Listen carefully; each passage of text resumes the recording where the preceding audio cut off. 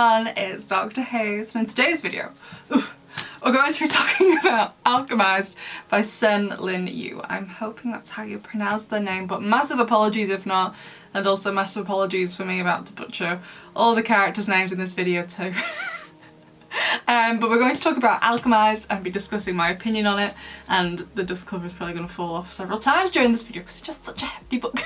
It's over 1,000 pages, it's great. So we're going to be discussing my opinion, which if you disagree with me, that's totally fine, as long as you are respectful about your own opinion in the comments. I really don't mind. Like I said, I'm going to be discussing my opinion, not arguing about it. I do not like arguing, although if you are looking for a spoiler-free review of Alchemised, this video is not going to be the one for you because I'm going to spoil the entire thing in this video.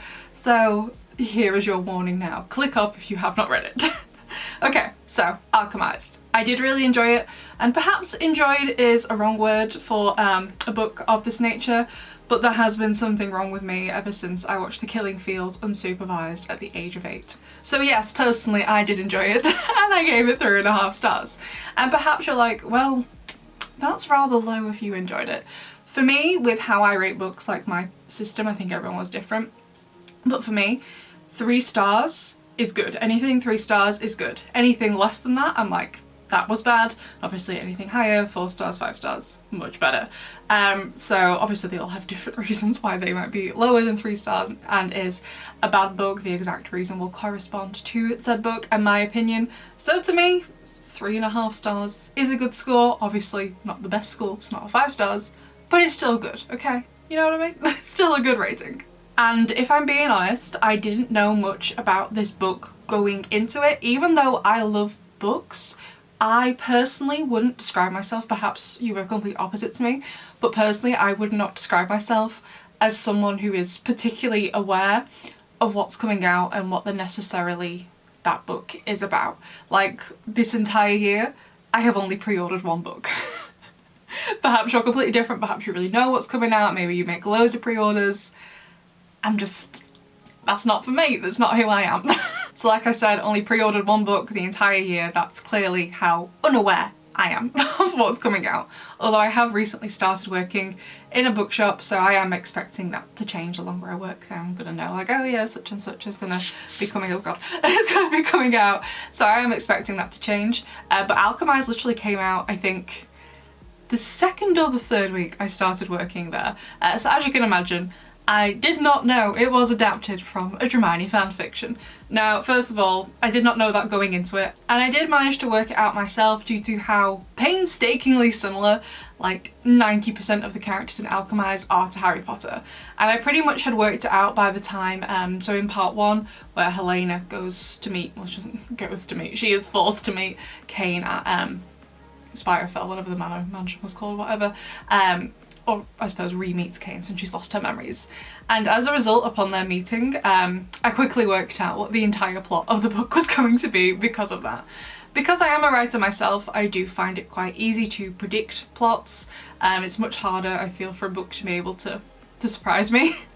And this being Dramione made it 10 times easier for me to predict because of how much Dramione fanfiction I have both written and read, which, important note here, part of me doesn't care it started as a fanfiction.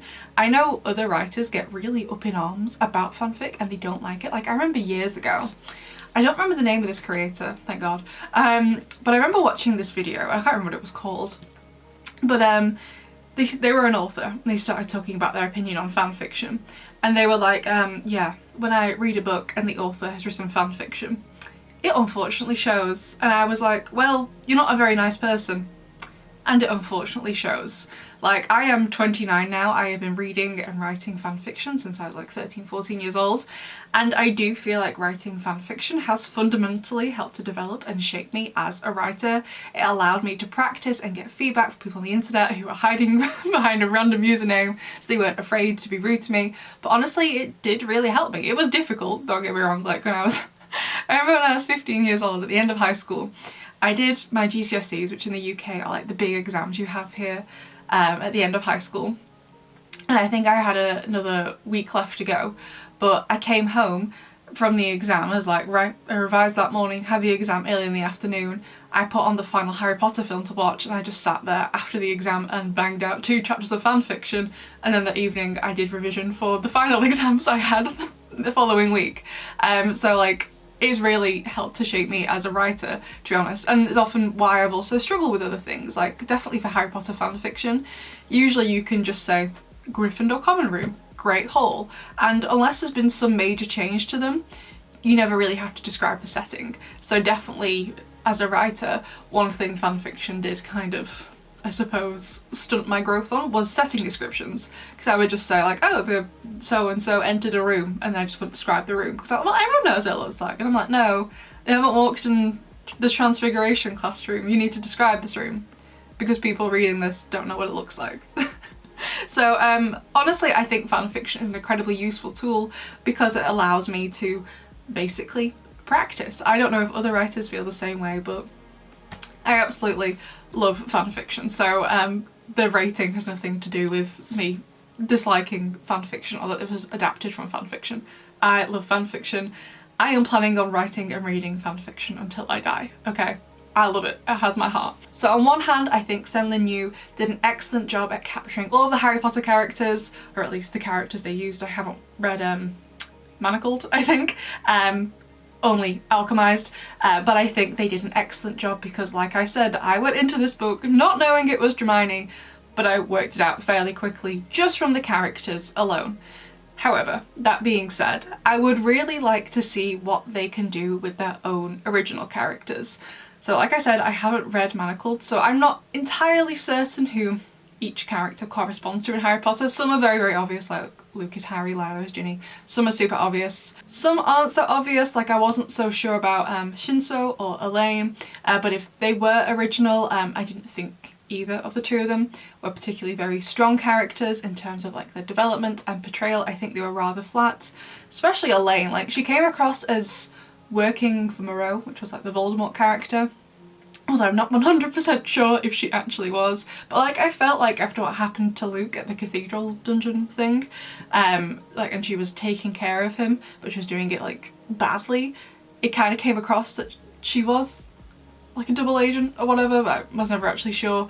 But she came across as very flat and she wasn't explored very well. However, that being said, Enid and Apollo at the end of the book, the two children, they were much better realised, and I'd really actually love a sequel to Alchemised. I don't know if we're getting it, I haven't looked it up to see if we are, but I would love to see a sequel to, first of all, to see how SenLinYu handles not only these two characters but other original characters too, since the majority of the Harry Potter cast in this book is obviously dead.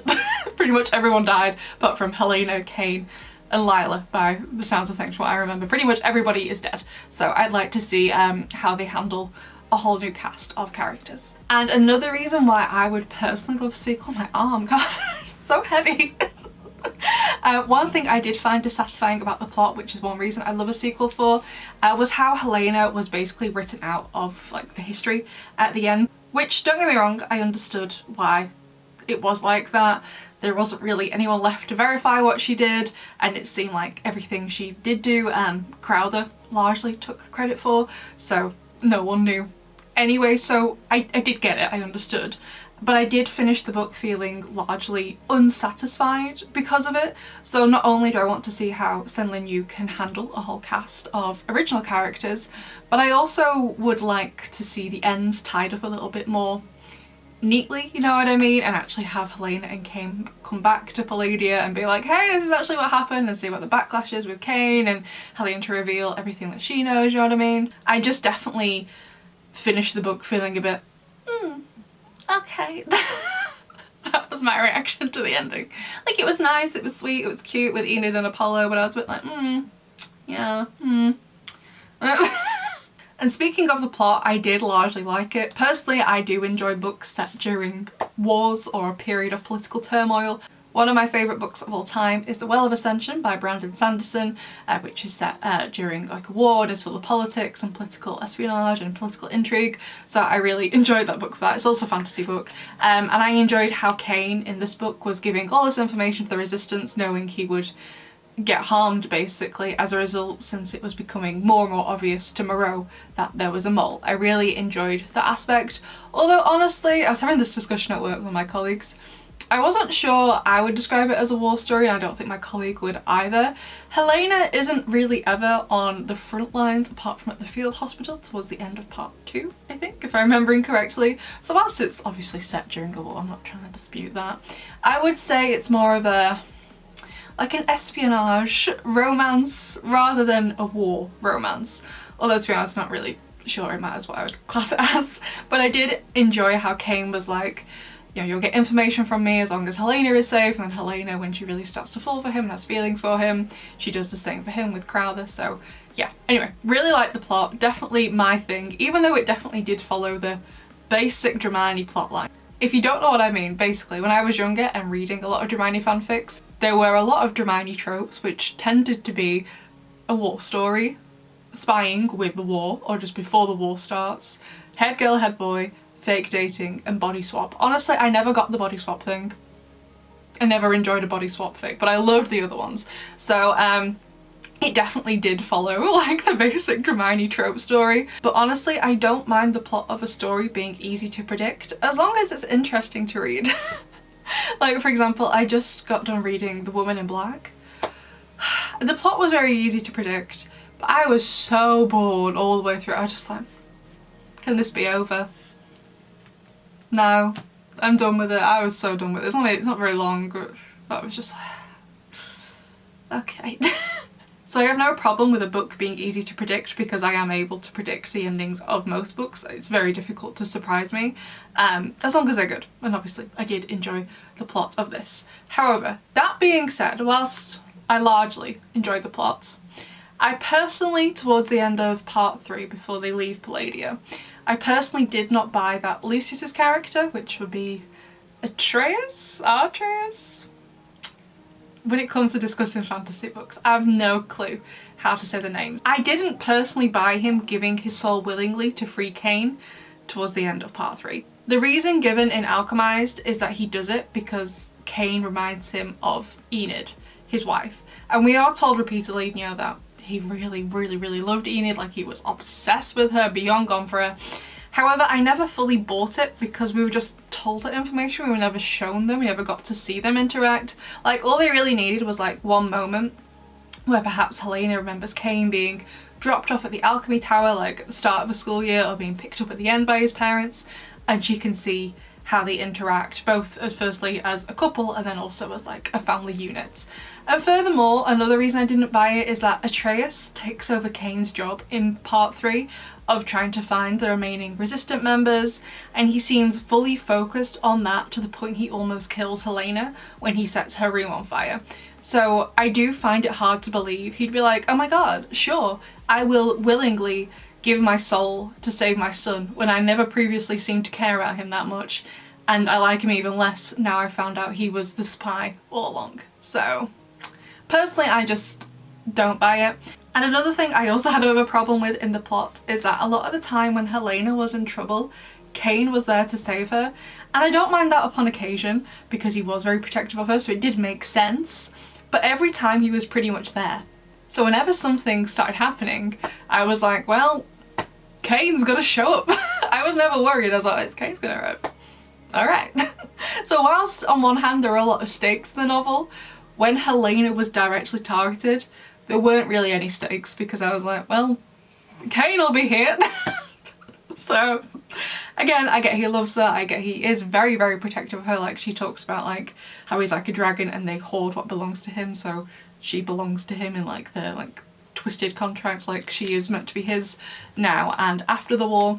So I understood the logic of it from that perspective, but given his position in the war, he wouldn't just be able to leave like all the time in part 2 from whatever it was he was doing to go and save her, you know what I mean? So yeah. And because Helena wasn't involved in a lot of these bigger skirmishes and it's Kane who does it and it's narrated from Helena's perspective, you miss a lot of the action as a result. For example, saving Lila. And like it was pretty obvious to me that she was alive. Like I didn't really think it was necessary to hide it. I really felt that could have been shown to the reader. And this one wasn't even to do with Kane, but Ivy going to get whatever that word for the bone in my row was called. I think it began with a P. I don't know if I remembered what it was. I don't think I know how to pronounce it. But I was just like, that must have been a really high stakes situation for Ivy and Sophia. But you don't see it. And I was just like, okay. That would have been really cool to see.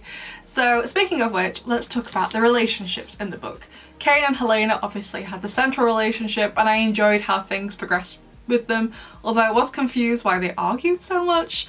Like, once they're properly, I don't think dating is the correct word, but properly together, I suppose, they just argued so much. Like I get they're in a high stress situation, totally get it, but considering they could literally die any second, maybe don't shout at each other unless it's necessary.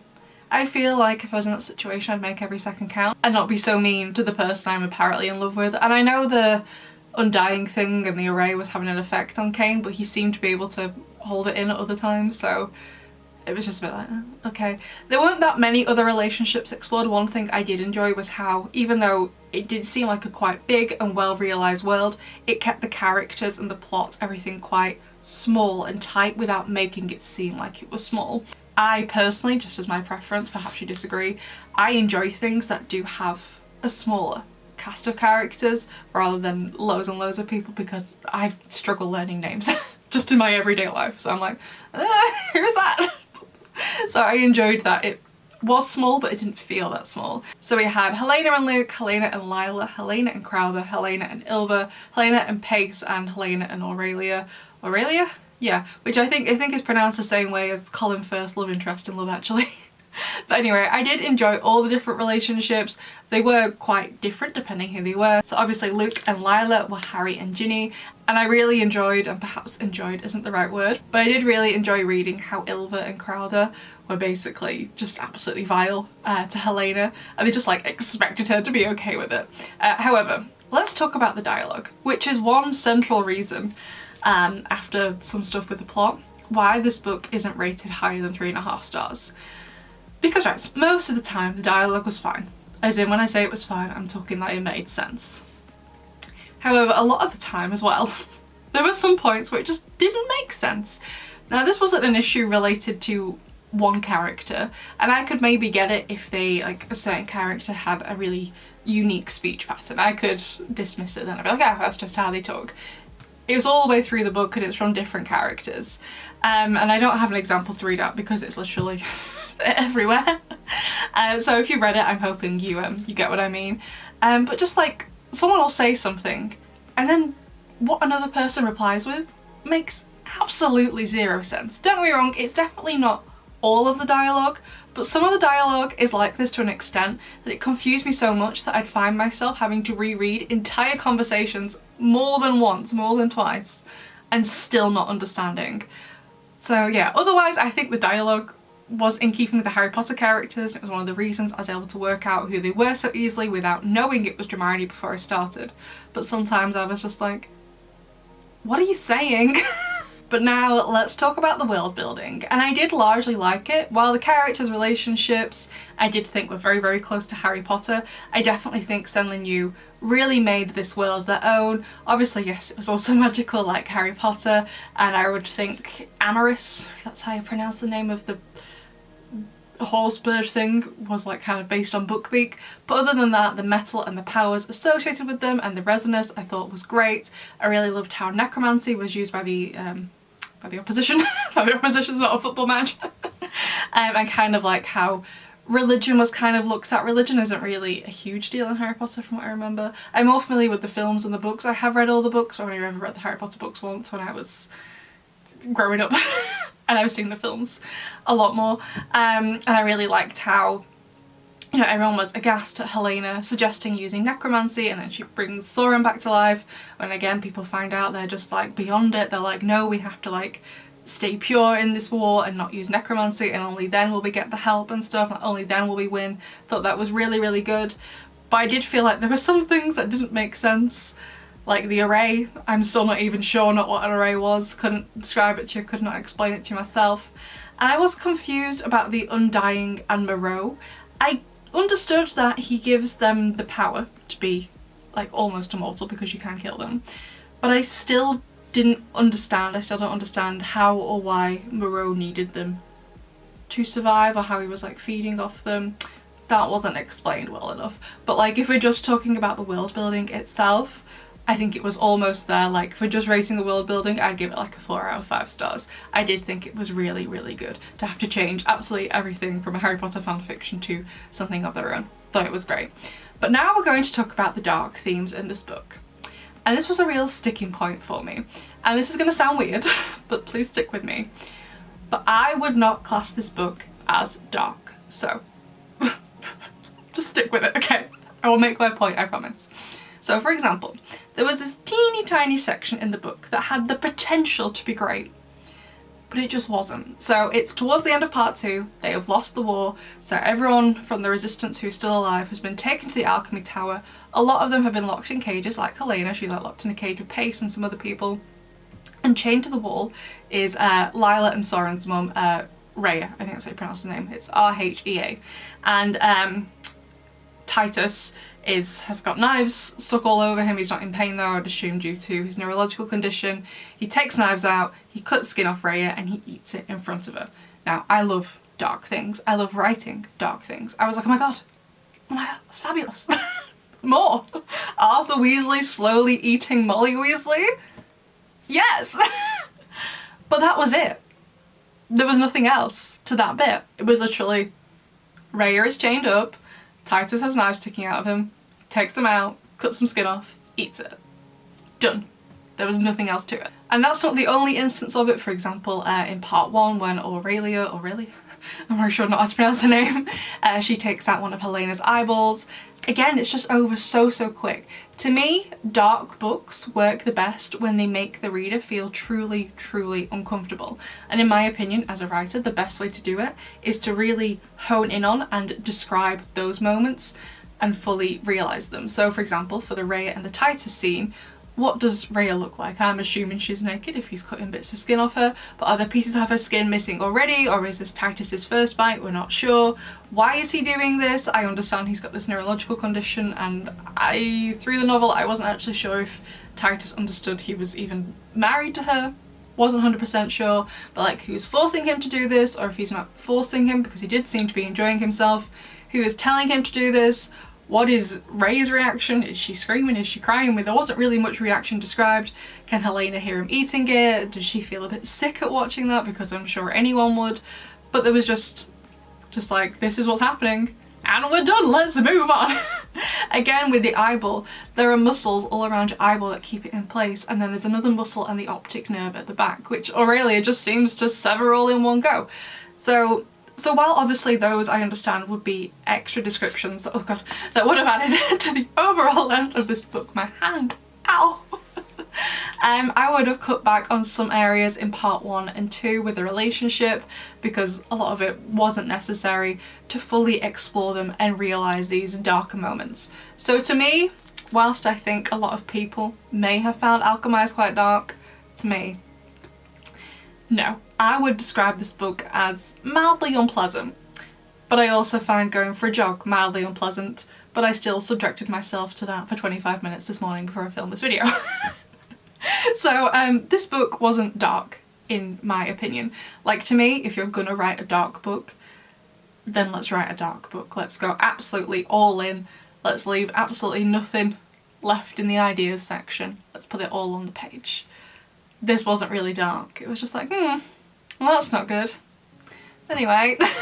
And the final thing I would like to talk about is basically Dramione, and whether or not, like, ethically people should be writing, or rather adapting, Dramione, or just Harry Potter fanfiction in general, into original works. I made a video about this earlier in the year concerning Julie Soto, and I think it was Rose in Chains, their novel, and it was basically a discussion of, like, given what J.K. Rowling has been doing and saying recently, should people be doing this? And honestly, I ended that video not knowing what the correct answer would be, if indeed there is a correct answer, and having read Alchemised, I still don't know. Like, if this was almost any other author, I would be saying go for it. If you're written a fanfiction of the work, adapt it into something of your own, really completely own it. But when it comes to authors like J.K. Rowling, who are more problematic, but honestly I'm not sure the word problematic is strong enough of a word for what J.K. Rowling has been doing. Honestly, I still don't know what the answer is. As I said in the Julie Soto video, no, as far as I'm aware, J.K. Rowling will not be directly profiting off this book. While the characters and the relationships are very firmly Harry Potter, they weren't changed enough for me to say it wasn't. The world, I would say, is very firmly SenLinYu's, but it does indirectly, as a result, promote Harry Potter. But at the same time, you could also argue that, you know, Harry Potter is Harry Potter. It's so well known and famous. It doesn't need fanfiction, whether ones that stay on fanfiction.net or AO3 or Wattpad or wherever they get posted, or ones that become published like this in order to promote it. Harry Potter, I think, is always going to be famous, and I think it's going to be that way for probably long after I one day die. So my answer is, honestly, I still have no idea. But anyway, my thoughts, ow. Really heavy book, first of all, but I did like it, 3.5 stars. But honestly, the book wasn't dark to me. Like I said, it was more of mildly unpleasant at some times, and I definitely think there could have been some improvements in the world building, but I would really, really love a sequel to, first of all, explore more original characters and see what this author can do with them all, and also to kind of like make Helena and Kane's story much more satisfying, because, you know, like, they sacrificed a lot, and I understand, you know, people in real life, when it comes to situations like this, they often can't talk about what they've been through for years. Like, one of my favourite films of all time is Argo, which is basically about this, is it FBI or CIA? I don't know the difference between them. I think it's FBI. He has to rescue some Americans, embassy staff from, I think it's Iran. However, because of the nature of the operation, he wasn't allowed to say anything about it until years and years and years had passed. So I understand in war there are real life stories like that where there's so many things we still don't know, like about operations that were undertaken because of the secrecy surrounding them and what that country may have done in retaliation. So I understand it, I get it, but coming from a reader reading a book, I did find that unsatisfying to read. So I'd love some follow-up, and also particularly I'd love to see how the world reacts to Kane given his role in the war, because a lot of people still alive would remember what he did and his reputation and his presence in the world. So I'd be so interested to see even more. But anyway, those are just my thoughts on Alchemised. Like I said at the start of the video, just my opinion. If you loved it more than me, if you hated it, that's fine. All I ask is that you're please respectful in the comments when discussing your opinion on this book. So let us know what your thoughts, and I will see you in the next one. Bye!